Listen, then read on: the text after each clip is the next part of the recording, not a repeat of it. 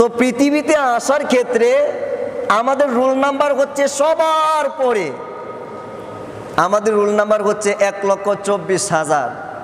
আর 1 number rule হচ্ছে আদম আলাইহিস সালাতু ওয়াস সালাম ওনার উম্মতের। পৃথিবীতে সবার পরে যার রুল নাম্বার হয় তার মর্যাদা কম, তার সম্মান কম, তার দাম কম, তার ফজিলত কম। এই হিসেবে আমাদের রুল নাম্বার হচ্ছে 1,24,000। সবার লাস্টে আমরা, সবার শেষের রুল নাম্বারটা আমাদের সম্মান কম হওয়ার কথা ছিল, ফজিলত কম হওয়ার কথা ছিল, আমাদের স্ট্যাটাস কম হওয়ার কথা ছিল।